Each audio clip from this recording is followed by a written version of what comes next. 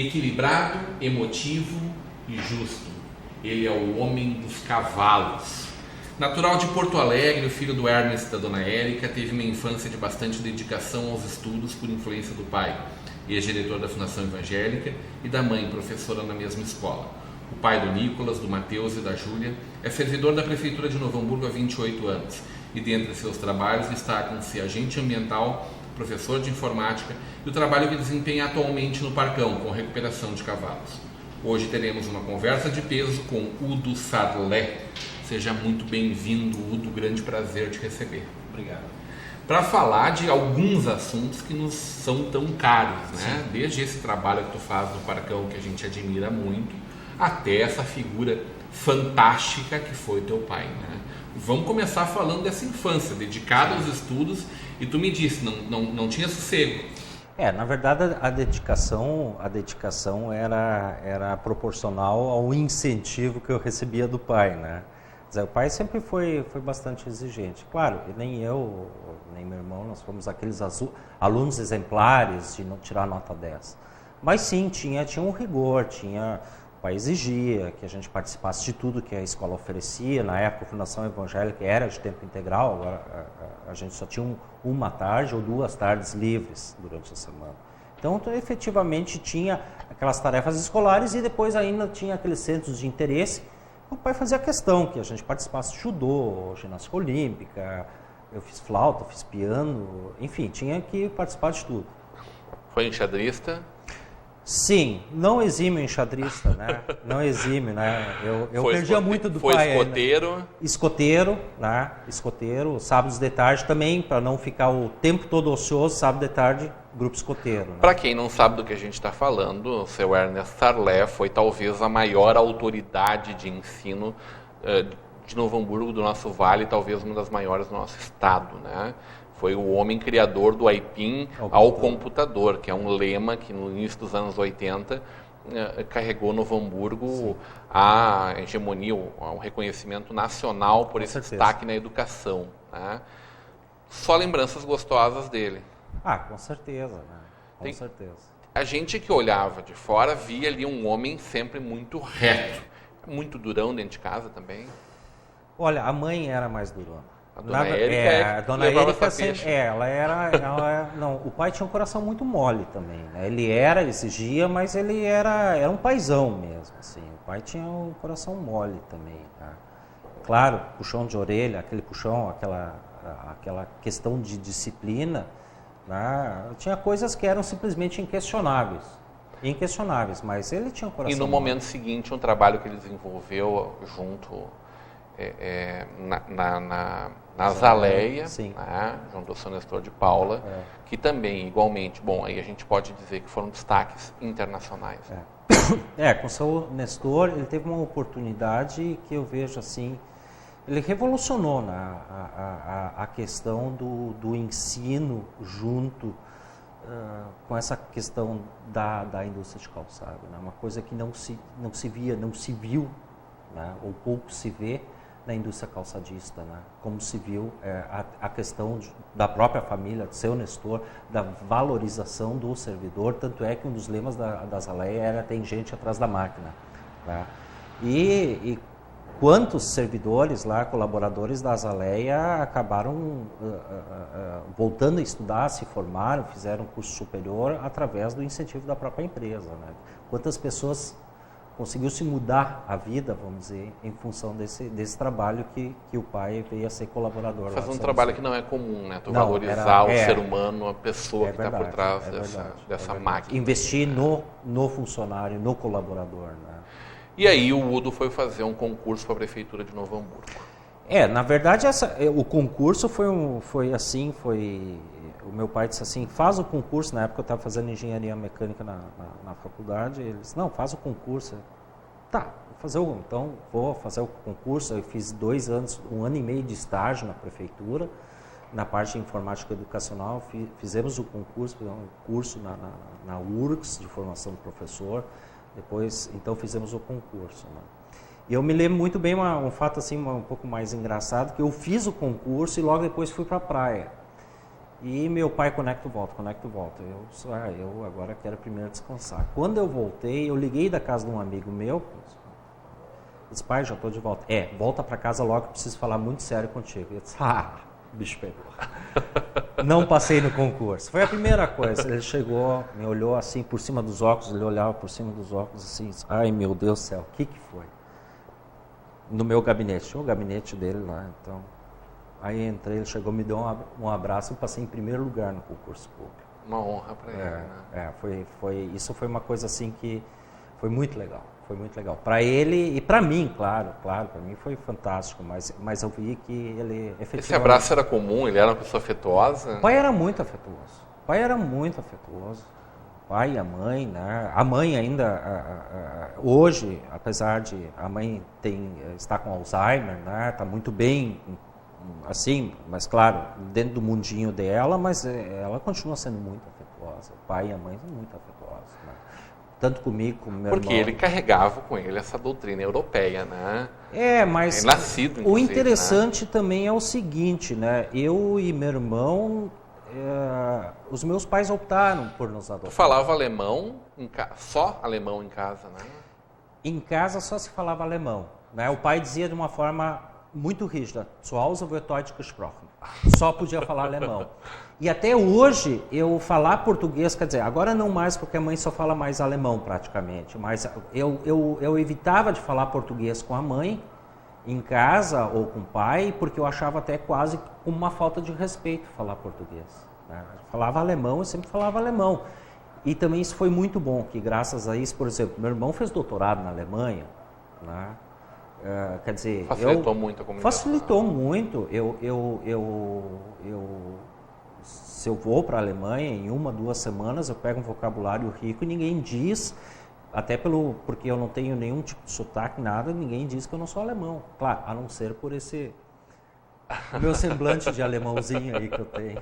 Agora não mais tanto, não tenho mais cabelo, mas enfim. E aí tu passaste na prefeitura por uma série de lugares, né? Sim, passei por uma série de lugares. Te aproveitaram ao máximo, até piloto de helicóptero. Até piloto de helicóptero, Eu sempre brinco que... As pessoas acham que não lembram que Novo Hamburgo tinha um helicóptero. Em 2004. Foi um projeto bem interessante, né? Na época o secretário de segurança era o Dr. Moacir Ilana. E em função de eu já ter feito o curso de piloto de avião, então eu fui convidado pelo secretário Ilana para voar com helicóptero. E foram assim... Para cuidar da nossa segurança. Para cuidar da questão da nossa segurança. E foi uma coisa que funcionou muito bem, né? Talvez não tenha sido, na época, explorado tanto a questão de divulgação dos resultados, né? Mas efetivamente, assim, pela nossa percepção, trabalhávamos lá, que voávamos em ocorrência, atendemos naquele ano, só que tem uma ideia, 9 assaltos a banco. Atiraram em nós.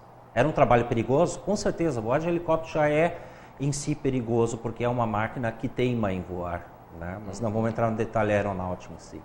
Mas, e voávamos baixo, voar baixo é perigoso, e atiraram em nós em assalto a banco. Eu me lembro muito bem, numa ocorrência policial, nós voamos 5h30 no mesmo dia. Isso é extremamente cansativo, extremamente perigoso e estafante também. E na época o comandante era o comandante Luiz, tá? Que ainda continua voando, né? Hoje voa avião, não mais helicóptero. E uma questão interessante é que na época nós tínhamos feito uma projeção, assim, quer dizer, com base em estudos feitos pela Polícia de Los Angeles, pela Polícia do Ceará, pela Polícia de São Paulo, um helicóptero equivale a 15 viaturas. Isso que nós não estávamos armados, embarcados para atirar no ladrão, não era. Era uma plataforma de observação. E depois, em várias ocorrências que nós fizemos de recuperação de veículos furtados, carros roubados, tu botou o olho no carro, ele pode entrar onde ele quiser. Tu acha? Botou o olho numa pessoa que está fugindo da polícia, tu pode ir para onde quiser, não perde mais. Então, como uma plataforma de observação, fazendo coordenação, na época a gente tinha um ótimo entrosamento com a Brigada Militar, nós fomos muito efetivos. Deu um resultado muito bom, inclusive se faltavam os dados efetivamente de estatísticos de quantos % a criminalidade diminuiu naquela época, Eu não saberia te precisar porque quem fazia esse controle era a Brigada Militar, mas na época o Coronel Sead, comandante do 3º Batalhão, depois o Coronel Magno, também era visto a redução da criminalidade. Udo, hoje o que te realiza é estar lá dentro do Parcão, né? Mais especificamente cuidando dos nossos cavalos. Sim. O número que me foi passado eu achei maravilhoso, apreensão de 232 equinos. Exato. É um belo trabalho. É um trabalho assim, realmente, ele é um trabalho que me realiza muito, né? É uma pena que eu não consigo, por exemplo, trazer um dos cavalos hoje aqui no estúdio para vocês verem o quanto é gratificante a gente conseguir recuperar um animal que sofreu maus tratos e o quanto eles respondem a gente. O cavalo em si já é um animal fantástico. São animais, a grande maioria dos animais de tração, né, os cavalos de carroça, ditos cavalos de carroça, são animais muito dóceis. São muito dóceis, eles são muito afetuosos, até diria. Né? Tu já tinha relação com eles antes de ir para lá? Não entendia nada de cavalo. Absolutamente nada. Como é que cresceu esse amor aí? Tchê, a questão do amor às questões da natureza, animais, isso vem de berço. Nós sempre tivemos cachorro. Eu me lembro quando eu era bem pequenininho, eu acho que nós tínhamos até galinha em casa. Nós sempre tivemos cachorro, sempre tivemos gato. Eu era daqueles que levava cachorro e gato para a cama. Eu vivia com bicho embaixo do braço, recolhia bicho na rua para o desespero dos meus pais. Mas eles sempre incentivaram muito. Mas eu não tinha muito contato com cavalo. Só tinha eventualmente quando a gente ia lá para a Rondinha Nova, no veraneio, né, próximo a Arroio do Sal lá, que então o pai às vezes alugava um cavalo, né? Mas eu não entendia nada, absolutamente nada. E eu tive o grande benefício, quando eu comecei com esse trabalho lá no Parcão, que a gente começou, assim, a Secretaria do Meio Ambiente fez uma apreensão de um cavalo e disseram, não, cuida do cavalo, amanhã vem o carroceiro aqui, não sei o que, se a gente vai restituir. Disse, olha, eu não vejo sentido, até eu criei uma polêmica dentro da Secretaria. Disse, olha, se a gente vai aprender por maus tratos e depois restituir a quem maltratou... Não resolve, né? Para quê? Então, por mim, já entrega o carroceiro direto, nem aprende. E aí, criei uma situação lá, disse, não, nós não vamos restituir. Isso foi 17 de abril de 2007. Tá? No caso, foi uma égua apreendida, a Sarita, né? Essa égua, então, veio para o Parcão e aí nós começamos o trabalho. E aí, logo depois, nós também, junto ao Ministério Público, a Prefeitura, o Poder Público Municipal, através da Secretaria do Meio Ambiente, nós provocamos uma situação com o Ministério Público para fazer um ajustamento de conduta, de tal maneira que nós garantíssemos que fosse ajustado com o Ministério Público que os cavalos que sofressem maus tratos não fossem restituídos àquelas pessoas que maltratavam. E aí eu não estou falando só de carroceiros, porque não é só animais de carroça que a gente acabou aprendendo. Nós já tivemos cavalos de raça lá também, aprendidos com maus tratos. Nós tivemos bovinos lá, só não tivemos ovelhas, já tivemos cabritos, já tivemos vaca, tivemos...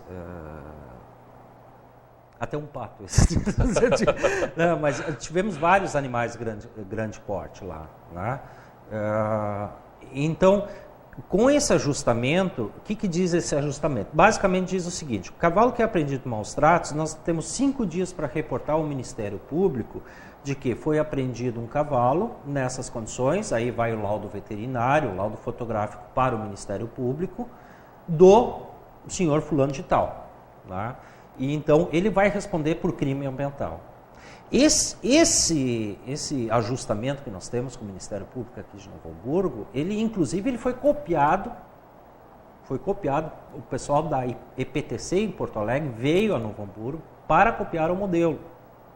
Isso é um grande diferencial, porque ele impede que essa pessoa que maltratou o cavalo volte a maltratar aquele animal. Bom, esse cavalo vem então ao Parcão. Ele recebe a atenção de médicos veterinários. Eu fico imaginando como é que é receber esse bicho lá numa situação normalmente deplorável, como a gente já teve oportunidade, infelizmente, de atestar através das nossas câmeras e poder chegar perto dele e dar essa primeira atenção. Isso tu vai me explicar logo depois do nosso intervalo. Ok. Hoje com o nosso amigo, o homem dos cavalos, Udo Sarlé.